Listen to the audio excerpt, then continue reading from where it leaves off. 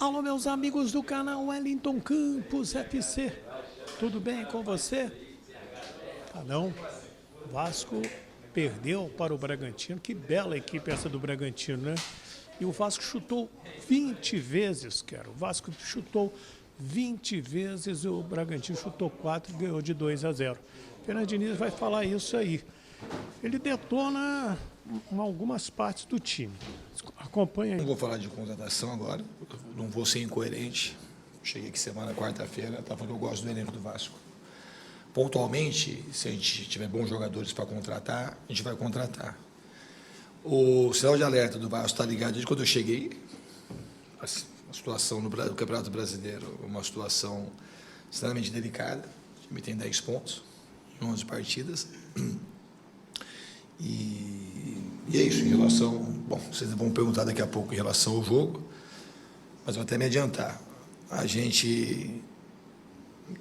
O que prejudicou demais a partida, nós tomamos 2 gols, mas extremamente fáceis de serem evitados. Uma bola parada, que a gente treinou muito. Os caras tiveram 2 ou 3 escanteios e conseguiram fazer um gol na gente. Uma bola raspada de primeiro pau. Com 2 minutos de jogo, um lateral nosso, que a gente entregou, e terminou no escanteio do lado oposto, que é uma coisa que também a gente tinha alertado. Que eles acabam, quando eles pegam a bola, eles tiram a bola de um corredor e botam no outro. E um segundo gol mais fácil ainda de ser evitado. Uma área, 2 caras para marcar na área, a gente conseguiu não marcar. E deixou o jogador finalizar. E, de maneira geral, o time não jogou mal com a bola. Não jogou mal. Finalizou 20 vezes, o Bragantino finalizou 4 vezes. A gente não teve efetividade, a gente teve chances claras para fazer o gol e não fez o gol. Mas a gente precisa ser efetivo, mas mais do que ser efetivo, a gente pode tomar outro tipo de gol. Porque o adversário se esforçou muito para fazer, fez coisas diferentes que o Bragantino até poderia ter feito, que é um time bom, mas não foi o que aconteceu. A gente facilitou demais os 2 gols que a gente tomou. Diniz, Thiago Totti, Vasco Velocidade. Agora vai ter uma parada curta para a eliminatória, depois alonga para o Mundial de Clubes. Até que ponto essa parada pode ser boa para o Vasco, para você achar alternativas para o time? Para nós, ela vai vir num bom momento, as 2 paradas, para a gente treinar mais, dar mais condição para o time. E é o que a gente vai tentar fazer, trabalhar com extrema dedicação e o time ficar mais forte e ganhar recursos em todos os aspectos do jogo, na parte física, na parte técnica, na parte emocional. Eu acho que para a gente as paradas ela vai ser boa, tanto uma como outra. Diniz, boa noite, né? Com devido cuidado, claro. Hoje a gente viu um Vasco bem estável, né? Você falou que teve momentos que a gente poderia sair com a vitória se tivesse aquele capricho. Na sua avaliação, até mesmo diante dessa pausa que vai ter de 30 dias, 40 dias, né, vamos botar assim, você enxerga que o segundo semestre, claro que o primeiro semestre a gente não tem que botar na sua conta, que são 6 jogos, podendo chegar aos 7º jogos.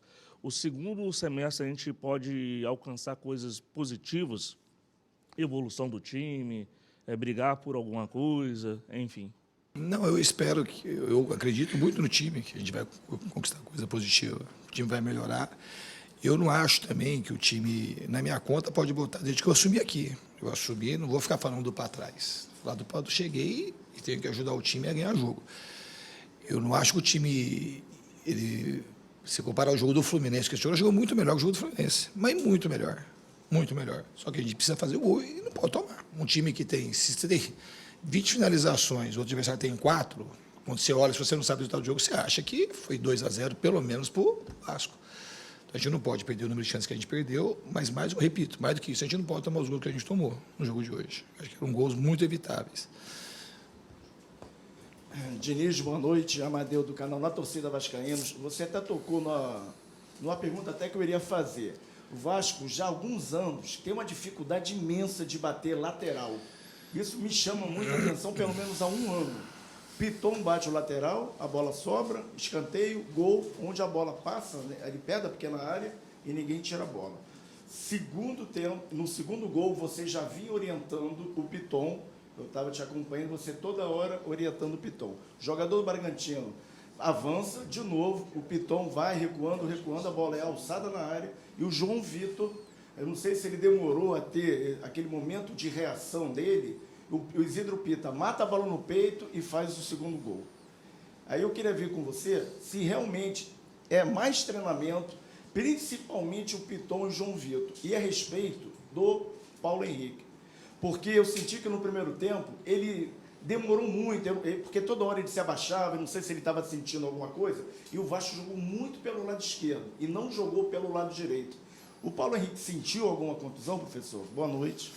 Não, boa noite, não sentiu, porque senão ele tinha jogado pior no segundo tempo. Né? Ele foi muito melhor no segundo tempo. Foi quase que um ponta direito. Né? Então, também não... Mas eu vou... O segundo gol do Bragantino foi um erro muito coletivo. Assim, não é... O Piton, eu concordo com a tua análise de maneira, principalmente com as duas perguntas que você fez. É uma análise possível e ela tem sentido. Só que, para a minha análise, todo mundo sabe, se pegar, todo mundo sabe que a gente errou um monte de coisa. A bola estava com o Bragantino, era uma falta, segundo gol. A bola tocou para trás, a gente abriu o centro do campo sem ter que abrir. Aí não fez a pressão adequada, e a gente fez pressão adequada quase que o tempo todo. Essa foi teve umas 3 subidas de pressão equivocadas do Vasco, essa foi uma delas. A gente abriu o centro, o jogador recebeu a bola livre. O Piton, ele fez o movimento correto de andar para trás, senão ele ia tomar a bola nas costas e o cara ia sair já de frente para o Léo Jardim. Então ele ia diminuir e ele foi meio que deixando o jogo mais lento, a gente tinha que preencher a área e a gente demorou para fazer o retorno defensivo. Então foi uma falha assim, bem coletiva. Eu não gosto de individualizar de maneira nenhuma as falhas do time, sabe? Então é isso que eu tenho para falar do segundo gol. Fernando, eu não posso falar de treinamento porque você não conseguiu tempo para treinar.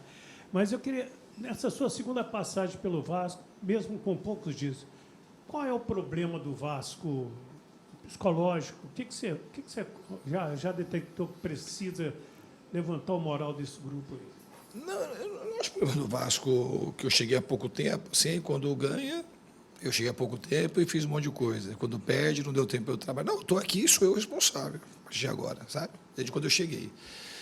Eu repito, o time não fez a partida ruim. Os caras estão treinando e treinando muito comigo.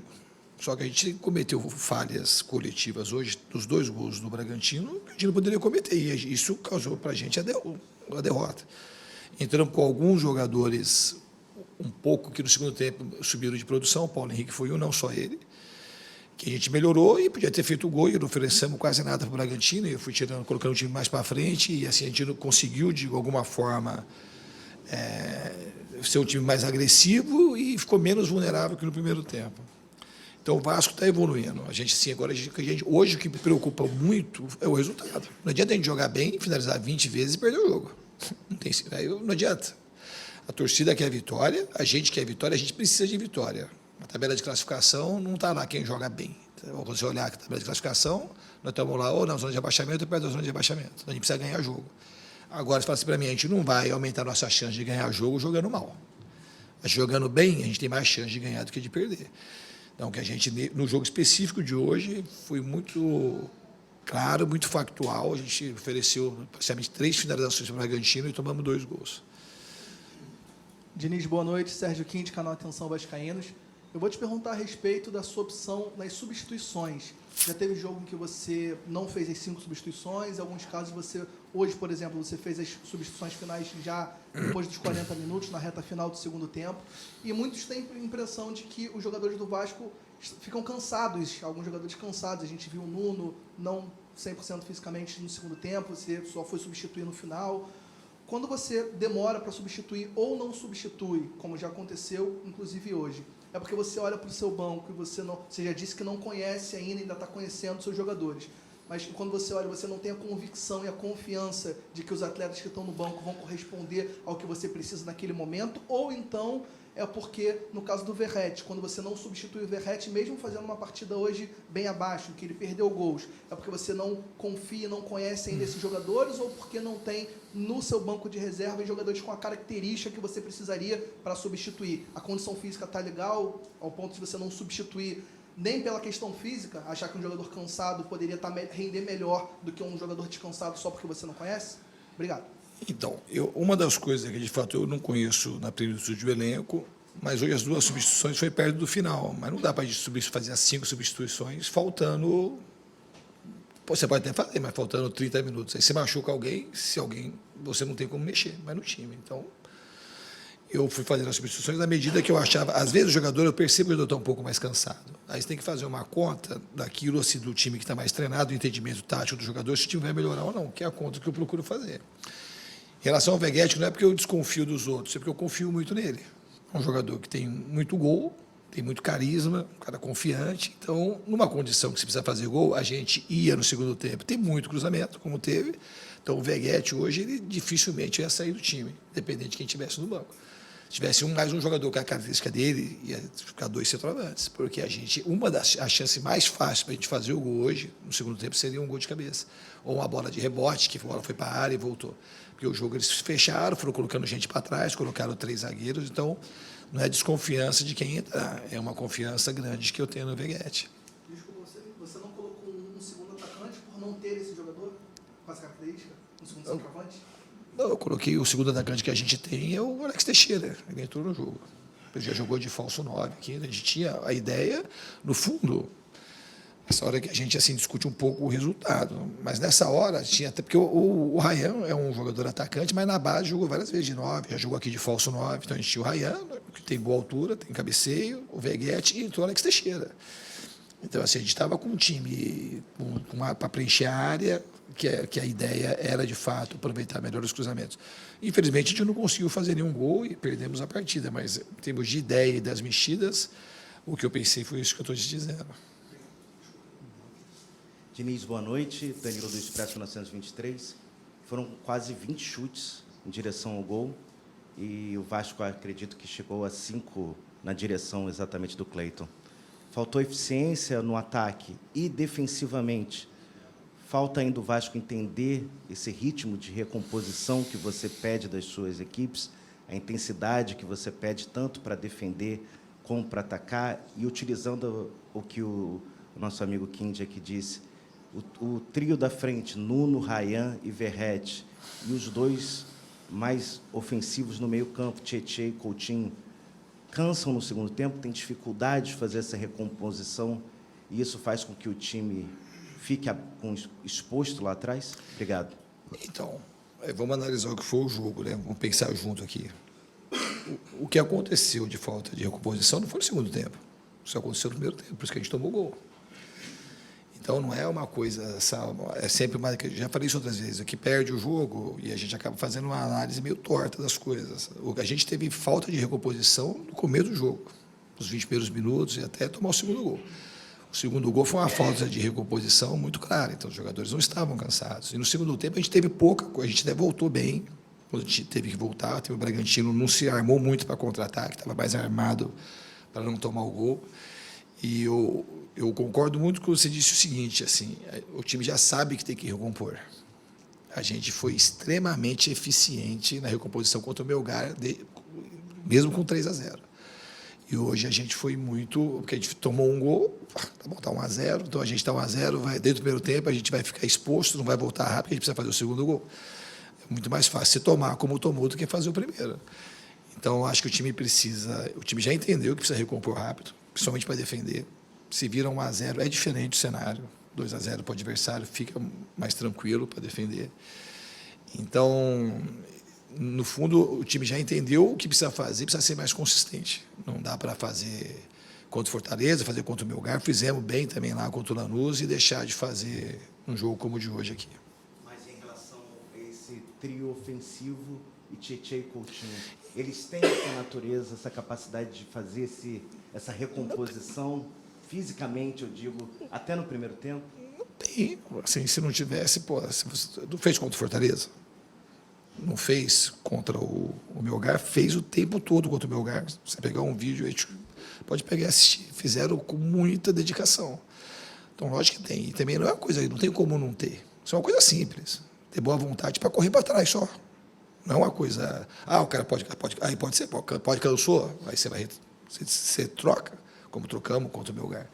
Mas é uma coisa que isso qualquer um pode fazer. É só correr para trás, correr e ajudar a defender. Um time com uma característica um pouco mais ofensiva, que o time tem jogado, o time tem que se dedicar. E eles têm se dedicado bastante. Não se dedicou na hora que a gente tomou o segundo gol e a gente foi punido por conta disso. Aqui é Diniz, boa noite. Joel Silva, do canal Colina em Foco. Claro que num recorte curto, tem 2 derrotas no Campeonato Brasileiro e uma vitória sob o seu comando. O Vasco tem 7 derrotas no campeonato. 6 delas para times da primeira página da competição. Bragantino, Palmeiras, Cruzeiro, entre outros. Só o Vitória que, digamos, briga lá na parte de baixo. Você acredita que, assim, qual é a mensagem que você pode passar para o torcedor? Qual é o campeonato do Vasco? Entendendo e projetando esse tempo que você vai ter para trabalhar. É uma coincidência, porque se trata do líder do campeonato que ganhou em São Januário um jogo onde o Vasco não perdia desde novembro do ano passado. Então, é um pouco, talvez para o torcedor, dar um balde de água fria ou até mesmo um choque de realidade. Queria que você fizesse algum tipo de relação sobre isso. E, se me permite mais uma pergunta, sobre o Payet. Se você conta ainda com o Payet, tendo em vista que ele foi para a França, se você pode falar um pouco mais sobre a situação dele. Obrigado. O Payet teve um problema familiar, ele foi para a França e, se ele tiver condições de ficar, uma coisa também que não é só vontade minha, é um jogador que tem uma qualidade que dispensa comentários, então, eu como treinador, se pudesse contar, seria muito bom, mas eu não sei como é que vai ser. Um jogador que tem um brilho extremamente diferenciado. Em relação à página, eu não vou te falar que a partida de hoje não era a partida para ter perdido. Um time que tem esse desempenho que teve hoje, e se jogar outras vezes, a tendência é de ganhar um jogo como o de hoje. Eu não consigo separar, se você perguntar para mim, eu não vou falar assim, perdeu para os caras da parte de cima, a gente não vai aceitar perder para os caras de cima. O campeonato do Vasco vai ser lutar pelo próximo jogo, ganhar e subir gradativamente, não olhar.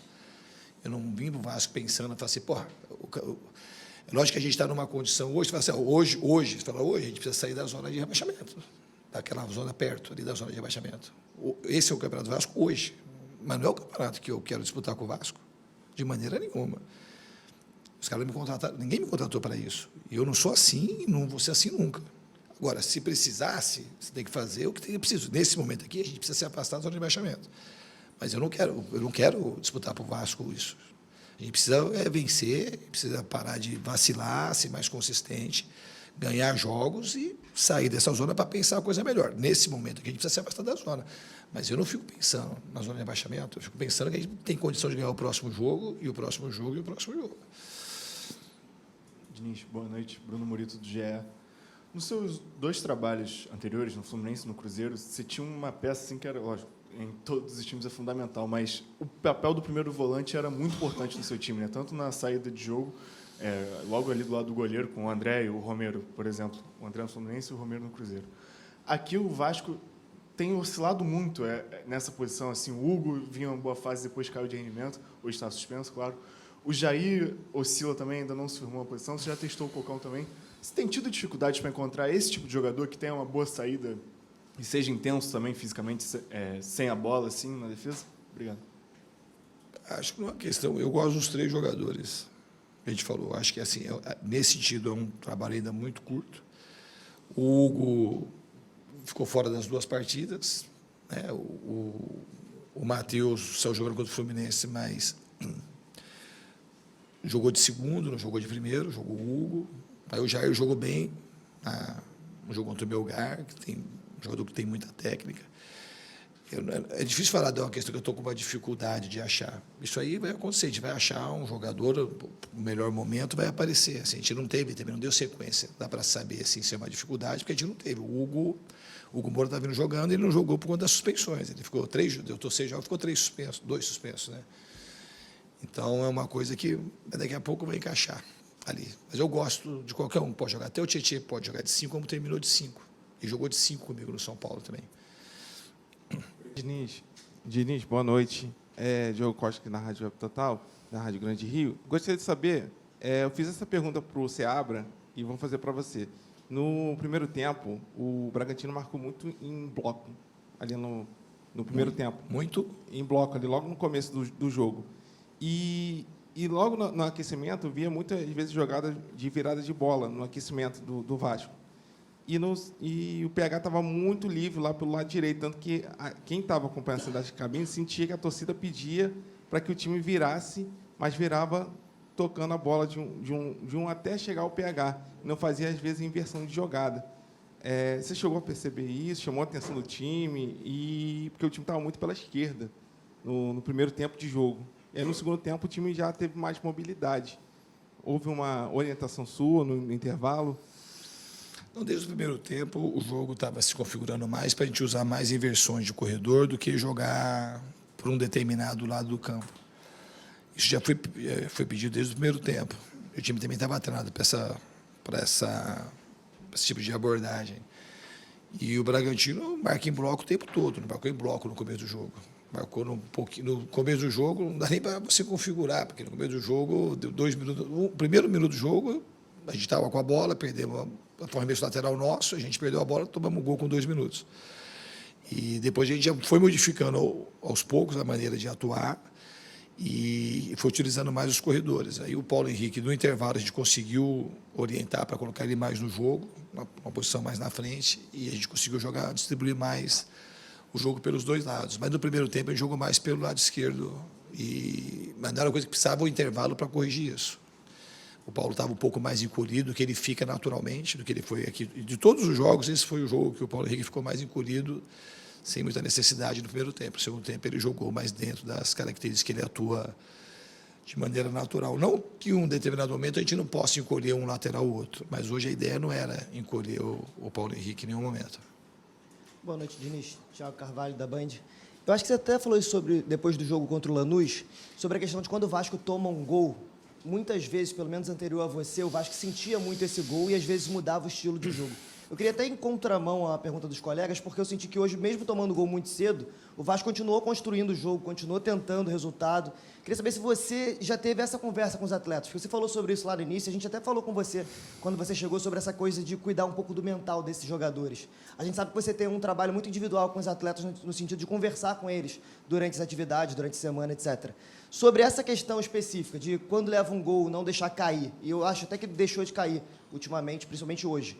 Você já conseguiu conversar isso com eles, diretamente sobre isso com eles? Não, eu acho que hoje eles conseguiram reagir muito bem ao primeiro gol e a gente teve pelo menos umas 3 ou 4 chances claras para empatar, pelo menos empatar o jogo no primeiro tempo. Aí no segundo tempo a gente foi um time bastante coerente com o que ele precisava fazer, a gente se expôs, entre aspas, que a gente ofereceu pouco contra-ataque para o Bragantino, que é um time muito forte em transição, um time leve, um time rápido, com jogadores jovens. Então, eu acho que teve uma mudança. O que a gente hoje não dá para admitir é perder um jogo que você finaliza 20 vezes e o adversário finaliza 3 ou 4. Então, a gente hoje está discutindo mais o resultado, que nesse momento aqui é a coisa mais importante. A gente precisa ganhar o jogo. A gente não pode perder um jogo que se finaliza... O adversário fez muito pouca força para a gente hoje. Se pegar, provavelmente, é o jogo que o Red Bull finalizou menos vezes durante o campeonato. Mas conseguiu fazer 2 gols na gente, a gente não fez nenhum no Red Bull. É um time que reagiu diferente, né? Reagiu diferente. Reagiu diferente e isso passou para o torcedor. Porque era normal, com 2-0, a gente ser vaiado o segundo tempo inteiro. O time conseguiu empurrar, mas não conseguiu ser efetivo. Foi tendo chance, bola parada, chute fora da área, bola de cabeça, de rebote. E o Bragantino soube se defender. Teve mérito para ganhar o jogo. Não é que o Bragantino não mereceu. O Bragantino mereceu ganhar. Porque eles foram efetivos e, quando eles precisaram defender, eles deram a vida para se defender e conseguiram evitar que a gente fizesse o gol. Diniz, boa noite. Rodrigo Campos, TV Brasil, Rádio Nacional. Eu queria que você falasse especificamente sobre um jogador, que é o Felipe Coutinho, que veio como a grande esperança do Vasco, é um ídolo criado aqui, mas não tecnicamente, sim em relação à personalidade. É dele mesmo essa coisa de repente, seria interessante assumir a responsabilidade de ser o 10, o craque do time, e chamar responsabilidade para ele, ou isso não te incomoda, é normal? Obviamente, por ser um esporte coletivo, a responsabilidade é de todos e não somente dele. Mas, como ídolo, chamar essa responsabilidade é uma coisa que faz falta? Eu já falei, eu acho que é um presente para a gente ter o Felipe Coutinho aqui. Ele é um dos jogadores mais talentosos que eu que eu trabalhei e que eu vi nascer nesses últimos 15, 20 anos. Eu acho que ele tem chamado a responsabilidade, o Felipe. Acho que ele tem participado bastante do jogo e a gente teve um pouco de dificuldade hoje, principalmente para terminar as jogadas, mas eu acho que ele está crescendo cada vez mais comigo e ele tem um tipo de personalidade um pouco mais retraída, mas que é dele, mas isso não deixa dele ser um 10. Ele chamou responsabilidades e foi o melhor jogador do Liverpool durante 2, 3 anos, numa época que o Liverpool estava jogando muito bem. Então, ele tem sido, aqui comigo, pelo menos assim que eu considero, um jogador que tem chamado responsabilidade, sim. Ele participa da construção, ele participa do jogo, ele ajuda a destravar e clarear o jogo. E eu estou contente com ele. Tá? Diniz, Lineker Beyond, a hora do Vasco aqui. Queria fazer uma análise sobre o seu estilo de jogo, porque quando você propõe a partida, está com o controle da bola, chega na intermediária, você utiliza muito mais os laterais atacando a última linha do que propriamente os jogadores do setor ofensivo. E aí fica um pouco contraditório se a gente for olhar para os clubes que atuam hoje ou estão na parte alta da tabela, eles utilizam até centroavantes mais móveis. É o caso do Palmeiras, por exemplo. Quando o Palmeiras vem com a bola dominada, os jogadores ofensivos estão se movimentando o jogo inteiro. E o Vasco eu vejo mais estático, eu vejo mais parado, e você utiliza muito mais os laterais com profundidade, viabilizando a bola aérea, do que propriamente esses jogadores do campo ofensivo. Como que você vai trazer um estilo para o Vasco, um estilo propositivo vertical? O que você precisa e o que você analisa para que, quando o Vasco vier com a bola dominada, tenha mais opções na parte ofensiva do que propriamente usando os laterais que vêm de trás, e a gente vem, no caso, né, de utilizar tantos laterais e o desgaste físico aparece. O Paulo Henrique hoje várias vezes mostrou esse desgaste ali, agachou várias vezes dentro do campo. Então eu queria perguntar para você, o que falta para ter mais mobilidade no campo ofensivo quando você vem propondo o jogo? Porque claramente dá para ver que o ataque está estático. Você viu isso? O time finalizou 20 vezes, acho que o ataque está estático. E contra o Melgar, a gente fez 3 gols contra o Fortaleza. Podia ter feito mais gols contra o Fortaleza, podia ter feito mais gols com o Melgar. O fato de você... É uma pergunta que... Vamos ver qual que é o sentido da tua pergunta. Qual que é o problema de atacar com o lateral? No fundo, fica mais ofensivo ainda do que se tivesse ponta. Porque se o lateral está dentro de fundo, a gente tem mais atacante dentro da área. Então, não tem o Palmeiras de mobilidade. Que jogo do Palmeiras que você vê que o time está marcando lá atrás e os caras ficam mexendo na frente? O Palmeiras é um time que usa muito cruzamento. Tem vezes que joga com dobra lateral, joga 2 laterais. Está usando o Palmeiras de exemplo, porque o Palmeiras está ganhando, mas não é por esse motivo que você está falando. E a gente não deixou de ganhar por conta desse motivo, muito pelo contrário. É um time assim que os atacantes, para ter coerência, os atacantes estavam muito mais perto da região do gol do que aqui na lateral. Então, a gente tinha mais atacante perto da área, cara, que tem mais refino para fazer o gol. Depois que o Adson entrou, se você percebeu, o Adson veio aqui para o lado direito e fez uns 3 ou 4 bons cruzamentos, o Lorde depois do lado direito. Agora, se você tem 2 laterais ofensivos, como é que ele não vai atacar o Piton e o Paulo Henrique? Qual o sentido de você ter um lateral ofensivo ficar por trás? Quem que vai atacar? Se você ataca com o lateral, você tem mais gente na frente para poder deixar de fazer o gol. É uma pergunta, se a gente discutir resultado do jogo, o Bragantino que atacou muito, hoje, você finalizou 4 vezes, 3 ou 4, se a gente finalizou 20 vezes, como é que tem sentido a tua pergunta? Eu, sinceramente, não acho que ela carece de sentido. Você vai podia ter jogado melhor, sempre pode mexer mais, ter mais mobilidade, mas não é uma coisa porque o lateral está jogando na frente que aconteceu esse tipo de episódio. Agora, mover mais sempre move, sempre pode mover. Você pega um time que desce todo mundo, colocou depois 3 zagueiros, os caras jogaram praticamente com 9 caras dentro da área, onde vai ter espaço para você mover em 5 metros, fica ali. Quase sempre, numa questão, como estava o jogo do Bragantino hoje, as jogadas vão terminar em cruzamento, e depois vai dar rebote, vai ser escanteio, ou vai ser chute de fora da área. Então, eu acho que o time conseguiu produzir bastante coisa. O que faltou para a gente foi ter capacidade de fazer o gol. Faltou contundência para a gente fazer o gol, que o Bragantino teve, a gente não teve.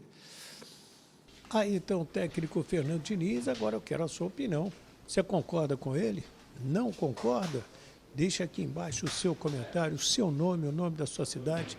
É super importante para a gente valorizar o nosso trabalho Mas agora o Vasco ganha alguns dias para treinar até o jogo do dia 12 com o São Paulo. Tá bom? Se inscreva no Wellington Campos FC, paga nada não, dá aquele joinha para fortalecer o nosso trabalho. É super importante a sua participação e também manda esse link para outras pessoas para que possam nos ajudar espalhando mais e mais e mais o nosso conteúdo. Fiquem com Deus, um bom domingo para todos. De São Januário, Wellington Campos.